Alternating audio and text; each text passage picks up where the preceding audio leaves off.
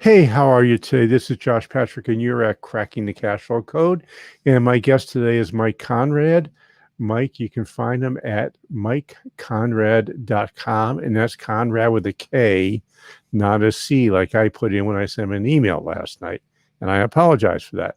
Mike is a really interesting guy, and I'm going to bring him on in 1 second. But I just got to say, it's rare that I have a business owner, a private business owner, come on the show who has apparently done everything right, but I'll guarantee he didn't do everything right. He made lots of mistakes along the way. But here's where we're going to start this conversation. The skills it takes to start a business are different than the skills it takes to run a business. And Mike has some learning about that, and that's where we'll start. So we'll bring him on. Hey, Mike, how are you today? I'm well. Thanks for inviting me on the show. I really appreciate it. My pleasure. So let's start there. And I think that's kind of an interesting thing to do is you started your business from scratch. You had 0 employees. Today you have 30 employees. You used to have 60 employees, but at 30 employees, you're a much more successful company. So what kind of transitions did you have to go through to start the company, to make the company into one that you can become operationally irrelevant at? Yeah, I never thought my ego would allow me to want to be irrelevant, but that's a big win. You know, when I started the company, I didn't have a desire to start a company. I was not one of these people born to run a company. I'm not a natural entrepreneur. I started the company because I really had this vision and this passion for a particular technology that I tried to get my current employer to back, and they weren't interested. So I figured if I got to do it, if it's a really good idea, it's up to me, right? Um, so I was filled with just arrogance and ego and passion and a poor assessment of risk, as it turns out. And that's pretty much, but I really had a lot of passion for the product. I didn't know how to run a business. I worked at a company that wasn't doing well, so I kind of knew how not to run a business. I learned a little bit of negative from them, but I really didn't know how to do it right. But that didn't matter. I didn't think it mattered. So I just kind of dove in thinking, I'll borrow money from a bank. And, I wrote a business plan. And of course, all the banks turn me down because it turns out if you need money, you can't get money. And if you have money, they want to loan you more, right? That I figured that out the hard way. Anyway, scrapped together through credit cards and family money. Thank God they didn't have caller ID back then, because if people saw my name on the phone, they'd probably not answer because they knew what I was after. But I built a product in my garage, and then eventually a small building. And then eventually I would hire 1 or 2 people, um, basically anyone with a pulse and a willingness to work for what I could pay. And then started surrounding myself with people. This is going to sound bad, but kind of less talented than myself, because I thought I was the big king. I thought I was the smartest guy in the universe, at least in my little building. And I would hire people less talented than me. And then I would spend my time watching them. And basically, it was a catch-22. I just ran out of bandwidth. I couldn't do any more than I could do, or I could manage other people doing. And eventually you start to grow and you get a little bit of success, but then growth is really a seduction most small businesses can't afford. So we started running out of money, because to grow, it turns out it takes cash to grow, right? You have to buy more inventory, you have to buy more people, you might need a larger building, you have to scale, and that scale is very expensive. But I thought growth was the key. Everyone I knew was like, how fast are you growing? What are you at today? What was your revenue like last month? So I was under a great amount of pressure to grow, thinking we would grow ourselves out of any problem. And of course, we grew into every problem, just trying to grow. So, you learn over the years, or you fail, one of the two. And I liken business to like a video game. I'm not a gamer, but I know a lot of people who are. And, back in the early days when I was a teenager, I'd play, Nintendo or Atari or whatever. And what I do remember from video gaming is every level is harder than the level before. So you escape level 1 with a few lives left, and then you go to level 2 and you lose another couple lives, and there's new monsters, new trapdoors. And it seems like every year in business is like another level of a video game. more challenges. The business gods are throwing more challenges your way. And you either acquire new skills because arrogance and ego and naivety and passion and poor assessment of risks got you started, but they will not sustain you. They will kill your business if you don't shed those attributes. So Mike, I got to stop you here just because I have a burning question. Yeah. And my burning question is, what was the thing that happened in your life that made you learn that you had to do things differently as the business was growing than when you first started? It was the realization that I'm working 18 hours a day. Sometimes I would go in on Monday and not come home till Wednesday night. And we were running out of money. And the business was to the point where I was quite literally going through the garbage can in the office, looking for envelopes with stamps that weren't properly canceled, didn't have the cancel on it. So I could cut them out and tape them onto an envelope to mail a brochure out to a customer. That's how desperate it got, where our home finances were maxed out, our credit cards were maxed out, our bank account was at near zero. And there was no way out of that, or at least that I could see. So I worked with a business consultant, and she told me some things that I thought at first were crazy, absolutely nuts. But when your back is up against the wall. So what did she say you thought were nuts that you actually ended up using? When we were trying to get more orders, we would, if we needed more orders than we had before, what do? You discount. You put things on sale. And when you put things on sale, you get orders, and then you lose money. So ultimately, it didn't do you much good. It's like an energy drink. It'll keep you up a couple more hours, but you can't live on energy drinks, right? It'll kill you. Right. So the other thing was that our customers were pulling out these crazy payment terms, net 180, and net 90 and net 45 and even beyond 180 in some cases. And they were big, Fortune 50 companies, big aerospace firms. And they were definitely feathers in our cap. And we would accept those orders because we're not going to say no to, a giant in our industry. And certainly don't want to see that giant go to our competitor if we don't agree to their terms.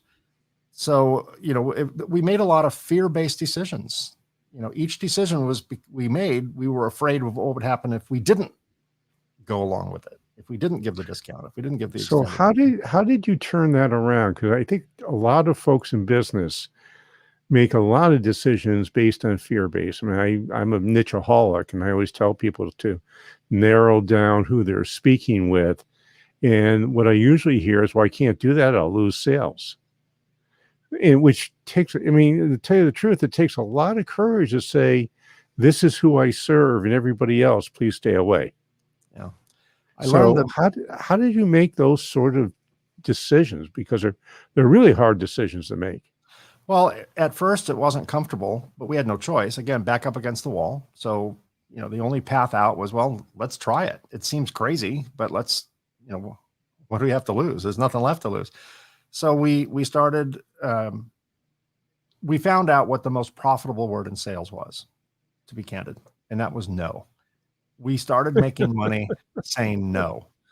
And that just is counterintuitive to sales guys, to entrepreneurs, because the whole world is a sea of yeses, at least a possibility of saying yes. And we had to start saying no. So we raised our prices when our sales were low. We raised our prices, counterintuitive. When big Fortune 50 companies would approach us with orders with net 180 terms, we said no. These are our terms. And we started requiring deposits, 50% deposits, which nobody in our industry did at the time. And so we raised our prices. We narrowed up our payment terms. We became very unattractive to customers who would have been wrong for us. And when, one thing that I'm sure some psychologist could explain this to me. I don't understand the reasoning, but it does make sense. When something's harder to get, it's perceived to be more valuable. So $100,000 product is assumed to be a higher quality product than a $50,000 product. And so we raised our prices, which we did to, improve our bottom line. But what it also did is it raised our prestige. It raised the perceived value of our product. And when we started requiring down payments, cash flow took care of itself. Can I cut in for 1 second here, because you just hit on something that is incredibly important about pricing, is that if your prices are too low and you have a great product, I don't care what you do, you're perceived as having a crummy product. That's true. You have to know what your competitors are pricing at. And if the quality of what you do is as good or better than your best competitor, you should be at least as expensive as they are, if not more expensive. It's a really hard lesson to learn. I was, before we started, we were talking about why businesses fail. And I said, well, they run out of cash. And the reason they run out of cash is too many private businesses underprice. And like you did. Now you corrected that, which is a really hard decision to make because it is counterintuitive. So if you're listening, raise your prices. If you're not hearing no 10 or 15% of the time, raise your prices 5% a month until you start hearing no. And that's my free advice for the day. And that is valuable advice. That is extremely valuable advice that I wish I knew earlier. However, I think there's a time, I think, your listeners, other entrepreneurs, other business owners kind of need to cut themselves some slack, because there's a sequence where one needs to learn things. If I knew that 75% of all businesses failed in the first 10 years, statistically, I wouldn't have started a business. So there's a little bit of ignorance is bliss. And there's a sequence where we need to learn things. And, if we start off too conservative, we may not make it. If we stay too aggressive, we will not make it. So I liken it to the shifting of a manual transmission. And, you can start in first gear. You should start in first gear. That gets you going, highly leveraged. If things are working really hard, your transmission is running very quickly. Your motor is trained a lot of RPMs, but you're not going very fast, but that's okay. And then eventually you shift into second all the way up through fifth or sixth, just whatever. And you can't start in fifth gear. So if you knew everything required to start a business, you're kind of starting in fifth gear. You kind of need that no guts, no glory, no pressure, no diamonds kind of mentality to start a business, which is not the right mentality to have once your business is running. It'd be like trying to go on the freeway in first gear. Everything will break. So I think your advice is excellent. And there's a sequence for, implementing that. There is. And the thing that one of my I had very similar things happen in my food service and vending company when I was going through my big growth stage. And my big problem was I didn't know how to read a cash flow statement. In fact, I don't know many business owners even know what a cash flow statement is, much less read it. Usually when I have a new client, we spend a couple of sessions learning how to read a cash flow statement. And if you don't know how to read it, you're going to run out of cash, because your profit and loss statement doesn't tell you what's happening to your cash, because inventory costs money, employees cost money, receivables cost money, and none of that shows up on your P&L except for employees. Equipment costs money. And my problem was we grew the business at 50% a year for 3 years, and I had to buy $1.2 million of the vending machines. Well, that purchase never showed up in my profit and loss statement, and we flat ran out of cash. Yeah, I think the P&L can be kind of a little bit of a seduction, because I used to look at the P&L. I was, I didn't understand cash flow. You're exactly right. I didn't understand cash flow statements or even balance statements, balance sheets. I looked at the P&L. I looked at two numbers. I looked at revenue and I looked at net. I looked at that. And a P&L will give you a false sense of security. We're making money. There was a point where we were making money when we kind of started correcting some of the sins of the past. But that didn't mean we had any cash. Our money was in receivables. Our money was in inventory. And it is an asset. Receivables is an asset that you could borrow against. Inventory is an asset that gives your company value, but you can't pay the rent and you can't cover payroll with parts and promises that someone will pay. You need actual cash for that. So yeah, that was, when we were running deficits, the main goal was to show a black number at the bottom rather than a red number at the bottom. That was the main goal. What I didn't realize is the importance of cash back then. And then once I realized the importance of cash, I started chasing cash the wrong way, toxic cash, basically. So do you have a banking relationship today for lending? Yeah. Yeah. So can you talk about how you learned about how to deal with a bank? Because this is another big deal thing that I know almost zero private business owners who have any idea how to do this. Yeah. They are not always your friend.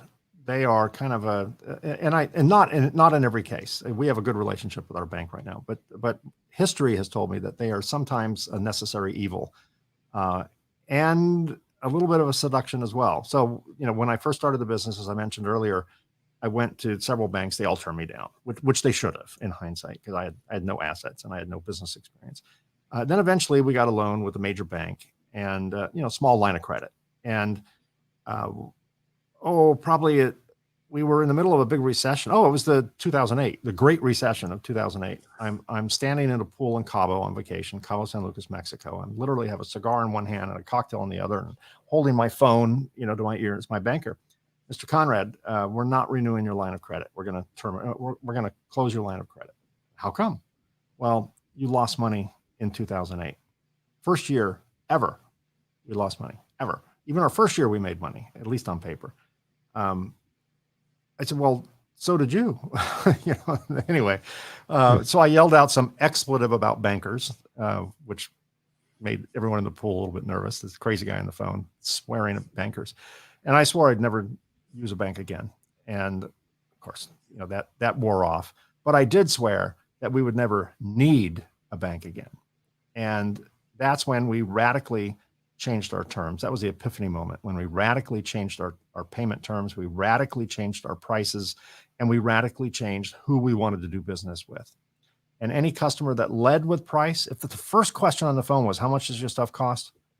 We would not really try hard to get that sale. Let them go to our competitor. It's a Trojan horse. They'll eat them up from the inside. So eventually, once we got plenty of cash, we started requiring down payments. So the more orders we got, it funded the inventory required and the scaling required to build those. It was just self-funding at that point. And, at the end of the day, we didn't lose any orders due to price, and we didn't lose any orders due to payment terms. We got a lot of resistance, but we didn't lose any. And we held our ground, which was scary. And that allowed us to eventually go to another big bank. And now we have a line of credit, a nice line of credit, which is at zero. We pay a fee every year to have that line of credit, because they're not making money on us on interest. So we don't mind paying the fee. But it's there as a safety net, because who knows? So are you using a money center bank or a community bank? No, we're using a big bank. We're using Citi. Citibank is our bank. Wells Fargo is the one that said bye-bye to us. And we went to Citi. But at the time, we were coming out of a recession. Citi was looking for relationships with small business, small to medium-sized businesses. And that's what we were at that time. And so they kind of sought us out, which was unusual. I don't know if they're still looking for those types of businesses today. They keep changing their perfect demographic, so who knows? But yeah, I actually recommend that businesses of your size use a community bank. I agree. And the reason is community banks are they bank more like banking was 30 years ago. They actually look at the quality of the business, not the quality of the credit score, which is what the money centers generally do with smaller businesses. The other thing, which I think is really important, is that when you choose a bank, you need to understand their decision process for how they go about making loans. Every bank is a little bit different, And if you don't know that decision process, there's a very good chance what's going to happen to Mike will happen to you, as the bank will call you up and say, your line's gone, goodbye. You have 30 days to find another bank. Yeah. Yeah. That's exactly what happened with Wells Fargo. They decided from a corporate level, nothing personal, I didn't realize that at the time, to cut a certain line, a certain segment of their business portfolio out. And we fell into that segment. We were probably a riskier segment than some of the others. So, many of businesses our size did not survive the recession. So I understand from hindsight. And I do agree. I think if I were to do it all again from scratch, I would have stuck with the local banks and community banks. I get calls probably once a week, or an email at least, soliciting business. And if we had to make that change again, right now we're happy with where we are because we don't need them, and they leave us alone because we don't need them. So that part's okay. But if I were to do it again, I would definitely look for a community bank. And I mean, in my position, we got redlined by the control of the currency because our bank, their senior officers were doing illegal things. So I was going through a workout, got thrown out with a 14-to-1 debt to equity ratio, and I needed to replace a $1.5 million loan.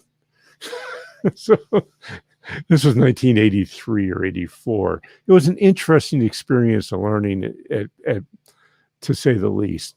Yeah. But at any rate, Mike, you are doing all the right things that I've ever, recommend that folks do. I'm assuming your business is highly profitable. You have tons of cash, and you try to figure out what you're going to do every day. Well, I found plenty of things to do.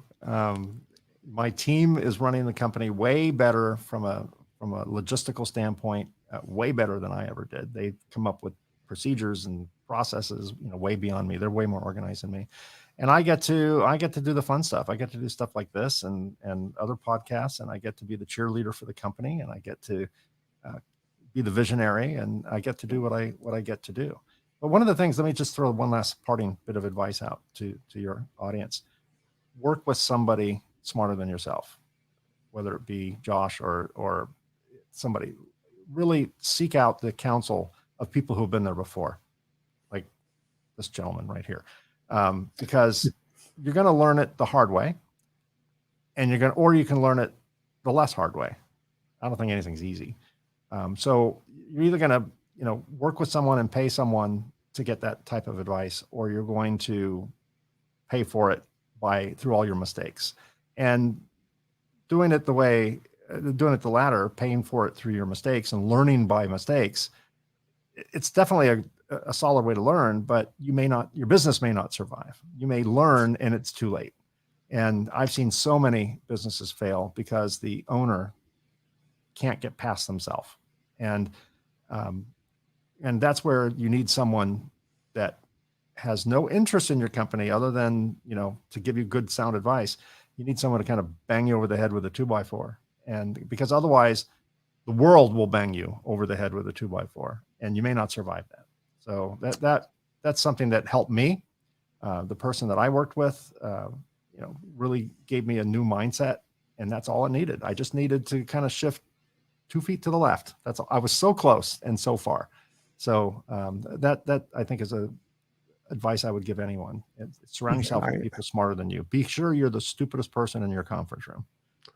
I call really good advisors thinking partners.